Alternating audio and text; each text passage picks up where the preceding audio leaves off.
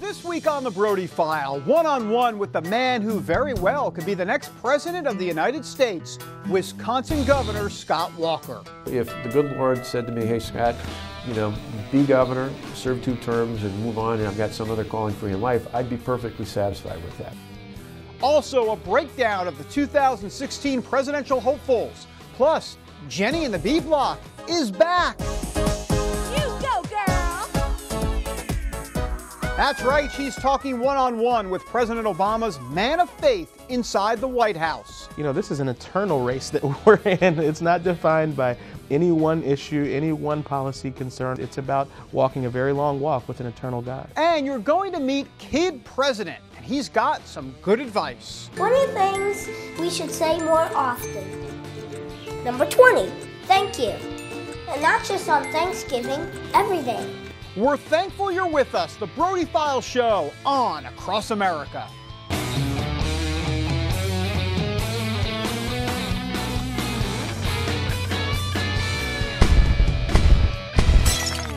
And welcome again to another scintillating edition of the Brody File. We have recovered from Thanksgiving despite eating large amounts of turkey. And as a matter of fact, we took this picture right there after the Brody File went back for thirds, and believe me, it was not a pretty sight. All right, let's turn now to a much prettier picture that could develop for Republicans. How about this man as next commander-in-chief? You are looking at Wisconsin Governor Scott Walker. Now, there's a good chance he will run for commander-in-Cheesehead in 2016. His new book is called Unintimidated, A Governor's Story and a Nation's Challenge. It's out in bookstores now. And we sat down with him here in our Brody File home. Now, before we go to the interview, we want to point out that this is a man who faced a recall election in Wisconsin because he took on the powerful unions and he won. So he drives liberals nuts with that. And now his common sense Midwestern roots could propel him to the GOP nomination. Give me the difference between what we've seen from this commander-in-chief and what a commander-in-cheesehead, if you will, could potentially do here, because there's something about being from Wisconsin. I think in the Midwest in general, some of what we do is, in some way you've seen success, not only electoral success in 2010, but you've seen success Ohio, Michigan, Indiana, Wisconsin, Iowa. A lot of that comes from the fact that we're just kind of no nonsense. There's not a lot of flair. That we're not about personalities as much as we are about just getting things done. I think that comes out of our rural roots. My mother, for example, grew up on a farm where my grandparents, the only thing they ever bought on credit was the mortgage on the farm itself. Everything else, even years after my grandmother was a widow, she was still paying cash for cars, saving up for everything she purchased. Those are the sorts of principles I think are kind of uniquely Midwestern, but I think they're also an American set of ideals. And those are the things we just don't see in our nation's capital, not only when it comes to domestic policy, but even foreign policy. And that's part of what's lacking in Washington. The line in the sand about Syria is just one of the many examples with the red line and others out there where if you make threats out there, if you make statements about action, if you don't follow through on them, it might be appropriate that you don't make that in the first place. But once you do, you've got to be fully prepared, and that's about that same seriousness. It isn't just about domestic, it's about foreign policy, it's about national security. Those things increasingly seem to be missing from this White House. Surely, you're an authentic guy. So, surely there have been times where you said, look what we've done in Wisconsin, and you've clearly got to be thinking how that may translate yourself to the national level, I would think. You've got to be thinking that to a degree. Well, and set aside even a campaign or an office, right. Part of the reason for the book is not only to tell that story, but to have an impact. To me, you don't have to win an election to have an impact. So if the good Lord said to me, hey Scott, be governor, serve 2 terms and move on, and I've got some other calling for you in life, I'd be perfectly satisfied with that. That is Scott Walker here on the Brody File. So, will Walker be the GOP nominee for president? And if not him, who exactly? Well, let's discuss all of that in this week's long Brody File commentary. Well, here's the Brody File's views on the upcoming 2016 presidential election. First of all, let's start with the Democrats. Hillary Clinton, look, she's going to run. She has to. Democrats want her to, and let's be frank, the White House is there for the taking. After the first African-American president in American history, many Americans are itching for a woman president. And by the way, don't be surprised if even some conservative women vote for Hillary. That's right, I said it.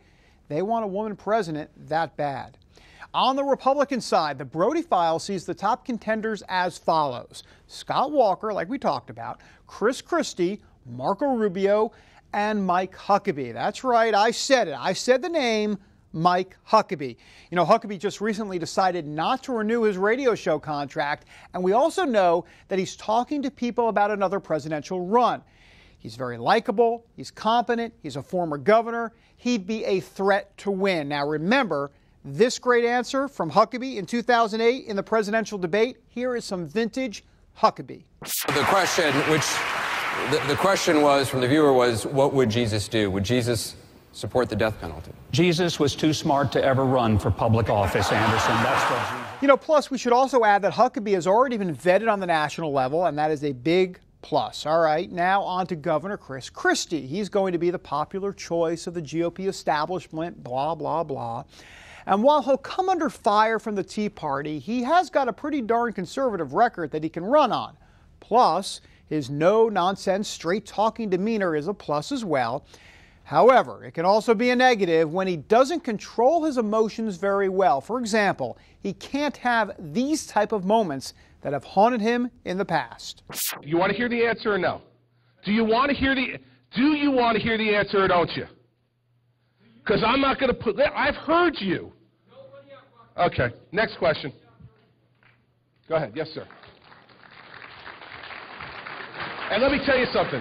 After you graduate from law school, you conduct yourself like that in the courtroom, your rear end's going to get thrown in jail, idiot. Now, as for Scott Walker, we talked about this, but he's got a lot of pluses. The base of the party loves him because he stands up to liberals. He's a successful governor with a proven track record. He's an outsider, and he comes across as a regular guy, kind of like Tim Pawlenty, but with some money. He'll be a strong candidate if he runs. Then Marco Rubio. And by the way, can we cue the Hispanic immigration music? Can we do that? I don't know if that's politically correct, but can we do that? Thank you. Folks, let's be honest. If Marco Rubio can somehow salsa his way out of the hot water that he found himself in with the GOP over immigration, if he can do that, then he has a shot. Otherwise, look, he's in deep trouble. If he decides to run for president, his standing took a hit during the immigration debate on Capitol Hill. So we're going to wait to see whether the base will come back to him if he runs in 2016.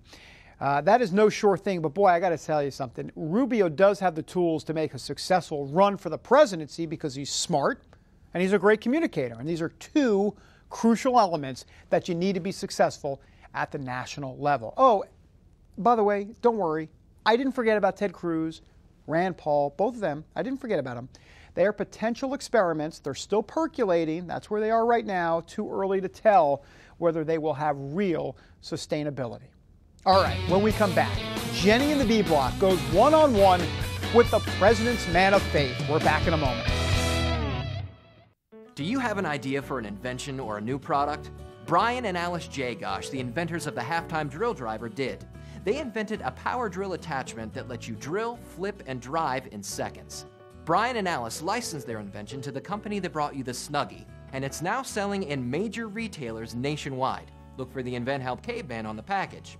If you have an invention that you would like to try to patent and submit to companies for possible review and want free information on how Invent Help may be able to assist you, call now. Invent Help is America's largest inventor service company with sales offices in more than 60 cities nationwide.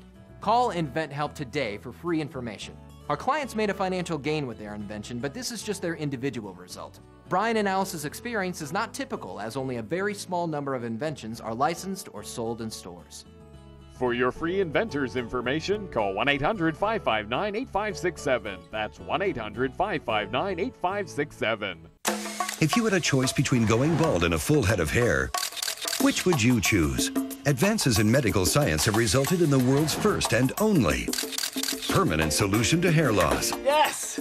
You wash it, you cut it. It's your own real naturally growing hair. When it comes to hair restoration, no one in the world has more experience than Bosley. The results look completely natural and are affordable on nearly any budget. But the entire process can't be explained in 60 brief seconds. So to find out more about this clinically proven and permanent solution to hair loss, call now to receive your free no-obligation information kit. It'll answer all of your questions about hair loss and hair restoration. Plus, we'll also send you this $250 gift certificate just for calling. Every day you wait, you're losing more hair. So don't put it off any longer. You owe it to yourself to find out the facts. Choose hair. Choose Bosley. Call 800-868-9957. That's 800-868-9957. And welcome back to the Brody File. Well, look, the B block just hasn't been the same the last few months because, after all, this block is entitled Jenny in the B block. But Jenny been out for a while. I mean, maybe she was backpacking through Europe. Maybe she was duck hunting with Uncle Si down in Monroe, Louisiana. Anyhow, she's back. You go, girl! Jenny, nice to have you back. We miss you. And I understand this week you've got a real interesting interview that sheds light on President Obama's devotional life. David, Joshua Dubois is the youngest person to ever head a White House office, and now the former director of the White House Office of Faith-Based Initiatives and Neighborhood Partnerships is the author of The President's Devotional, a compilation of daily Christian devotions that he sends to President Obama. Joshua, welcome. It's wonderful to be with you, Jennifer. Thank you for having me. The president has said these have meant the world to him. What inspired you or motivated you to start doing this? And one day I thought, you know, this is a guy who has a lot of different support around him. He has policy advisors and political support, but I wondered who was thinking about his soul. And so I decided to get up the gumption to send him an email, an encouraging word to begin his day. The first one was a meditation on the 23rd Psalm, and got his email address and sent it off. Didn't know if I was going to get fired for emailing him, but he wrote me back and said, Joshua, this is exactly what I needed this morning. Would you do this every day? And 6 years later, I've been sending them every single morning. Oh, and these are all Christ-centered devotions. This is a Bible-based devotional. It is about the life and death and resurrection of Jesus and what we can learn from our Savior in our daily walk. Do you take into consideration what's going on in the world, or do you just kind of, wait for God to speak to you? Really try to focus on more eternal principles. How do we grow closer to God each day? How do we get a clarity of purpose where we understand why we're doing what we're doing? How do we love our neighbors, even those who are difficult to love? And so really try to speak to some of these eternal principles using both Scripture and history and culture. So you'll see everyone from Abraham Lincoln to Johnny Cash reflected in the devotionals. Dubois has seen the president through several controversies, but perhaps none were as hot as the contraception mandate in Obamacare that pitted Christians against Dubois' boss. You write that in many instances you felt that you were the only person in the administration advocating for religious liberty. And you say, speaking of some senior White House officials, you write, their inability to make this relatively small concession to religious organizations seemed to me unreasonable at best, and at worst, destructive. Tell us about what a delicate time this was for you in your position. Well, it was a very tough time, and the thing that essay in the book, in the President's Devotional, really illuminates is how I had to learn to deal a little bit better with disagreement, even when I disagree with folks that I care about and that I work with and that I'm close to. I started in a place where I was questioning their motives and integrity and so forth, and God really shook me up and said that you can have a passionate disagreement on a really important issue, but you've still got to treat others with love and respect. Right now the president is facing the lowest approval numbers of his presidency. He's going through a tough time. Do you feel like he's going to be able to bounce back from this? I really do, and I think we serve a big God with a very long time horizon. One thing that the President's Devotional, the book, really speaks to is really having a sense of perspective that, this is an eternal race that we're in. It's not defined by any one issue, any one policy concern, although policies and issues are important. But it's about walking a very long walk with an eternal God. Well, congratulations again. Thank you. And David, again, the book is The President's Devotional, and you can go and buy it anywhere books are sold. All right, Jenny, thanks so much. Good to have you back. All right, when we come back, you don't want to miss this. 20 things we should say more often. We bring you Kid President next.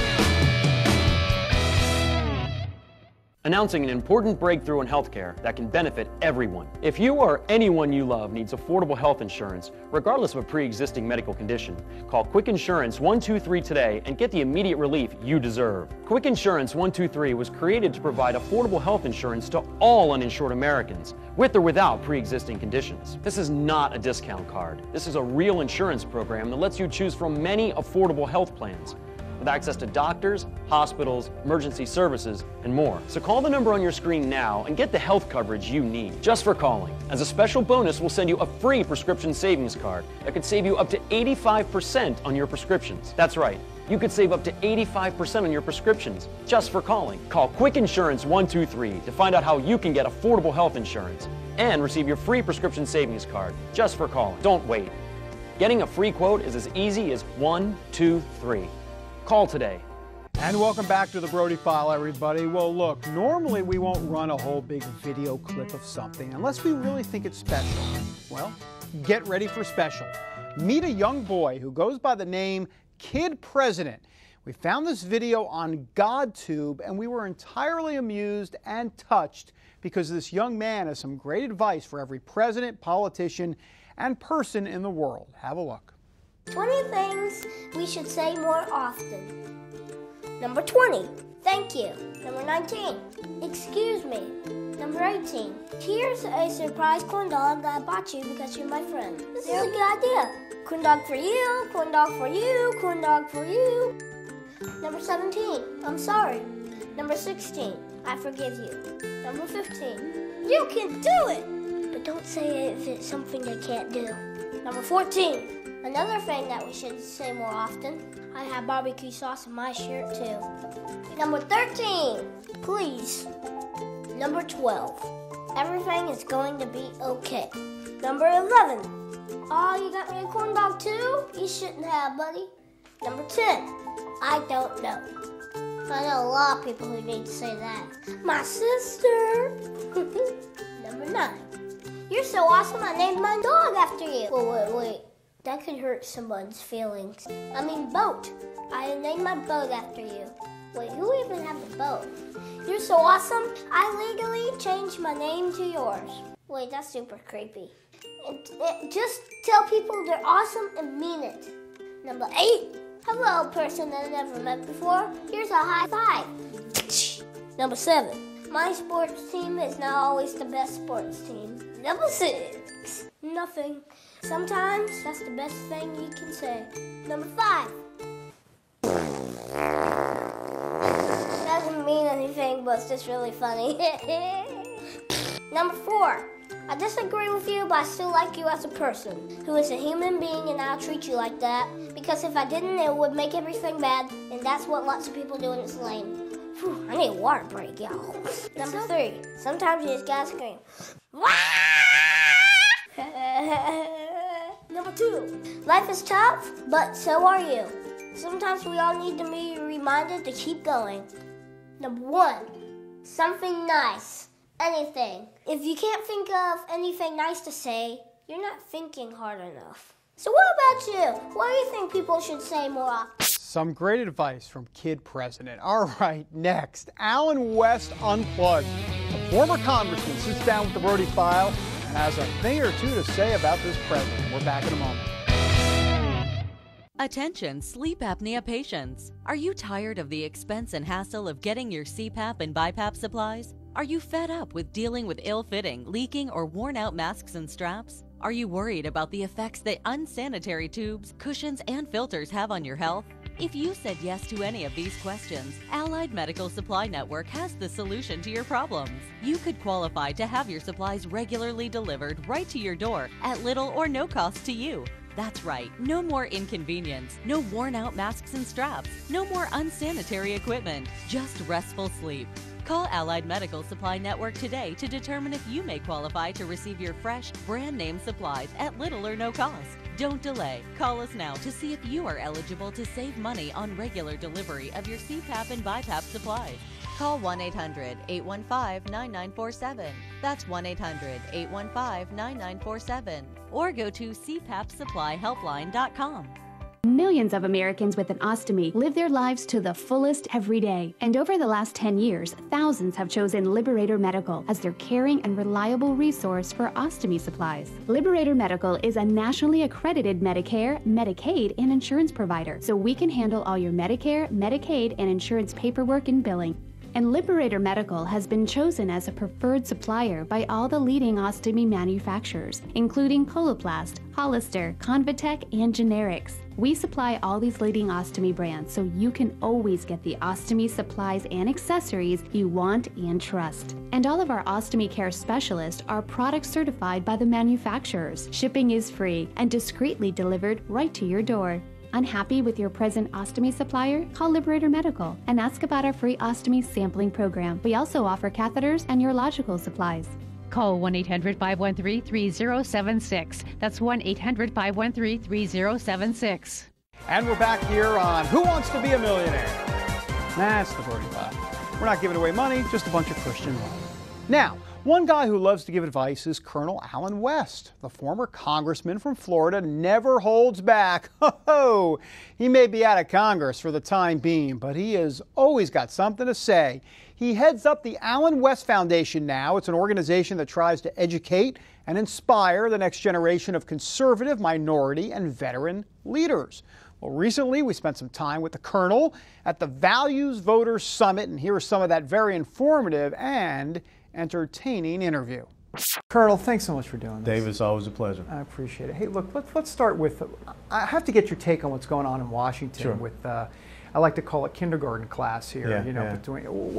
Look, if Allen West was in charge, what would be going on here? What would you be telling Speaker Boehner and in these leadership meetings? What's the message? What's the end game here? Well, first of all, when you look at the Affordable Care Act, Obamacare, if it is a law, and we live in a constitutional republic, then a law is supposed to apply to all citizens. So there should not be any waivers, exemptions, there should not be any delays, because if you understand our separation of powers, checks and balances between the executive, legislative, and judicial branch, once something is signed into law, it's supposed to be executed by the executive branch. They're not supposed to be this cronyism and this favoritism.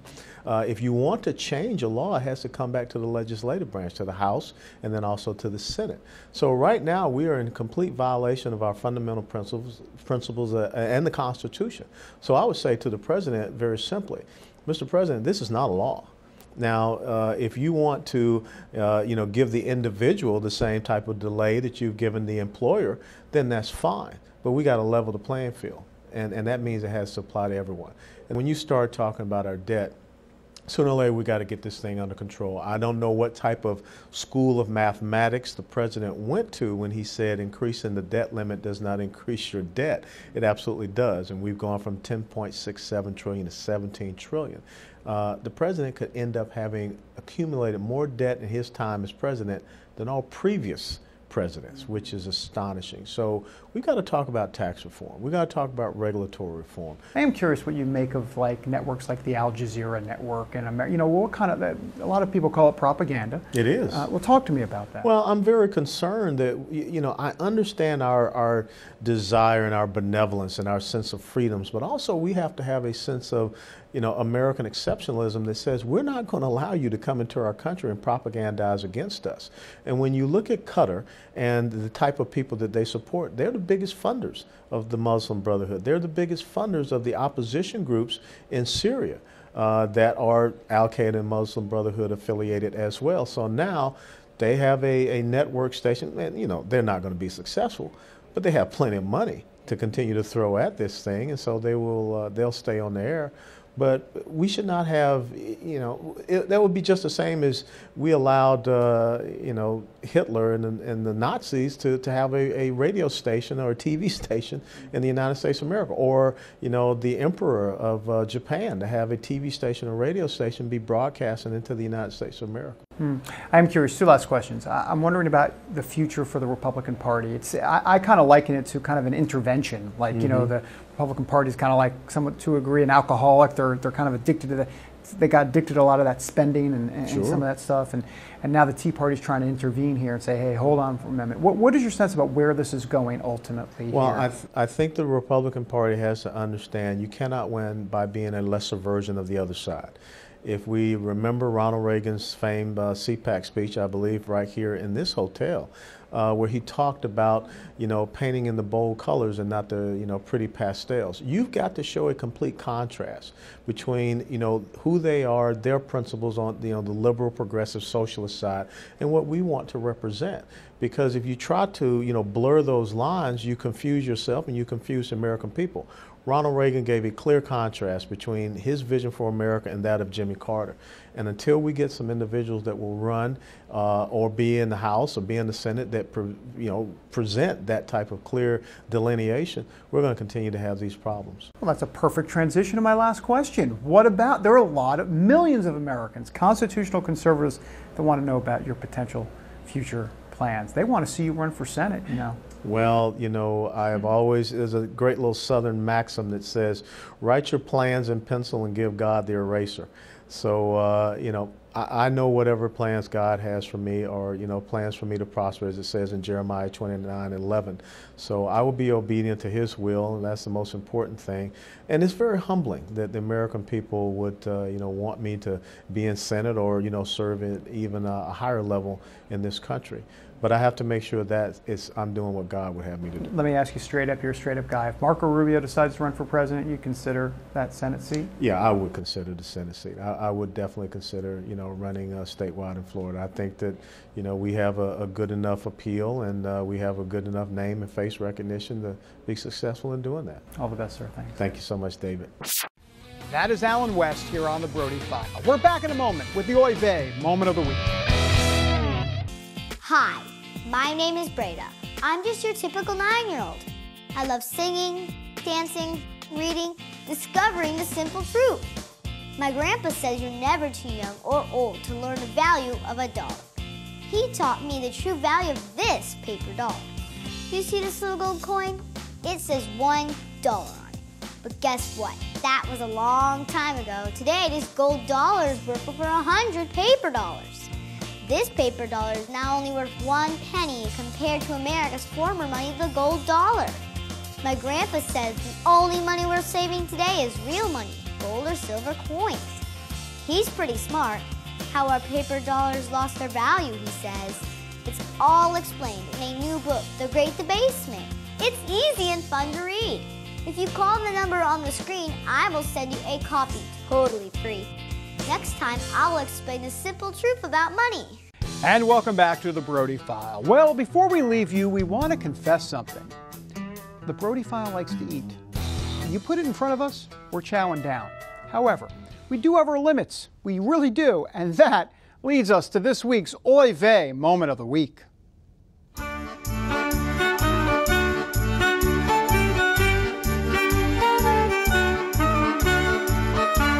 Well, folks, get ready to watch a politician eat their hair. That's right, I said it, and we've got the video for you. We want you to watch Australian politician Gary Gray. He's the guy on the right, in the back. He's sitting behind his colleague, David Feeney, who is speaking to Parliament. All right, you ready? Watch the right part of the screen. Let's roll the tape. The War of Independence and the Civil War are central to understanding the contemporary US, its values and mores.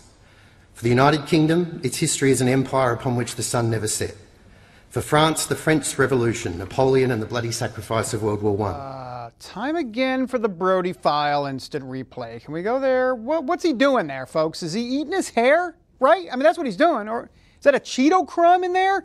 What's going on in there? Folks, if that's not the Oy Vey Moment of the Week, I'm not sure what is. That does it for us until next week, everybody. Oiga Volt. God bless. And have a great week.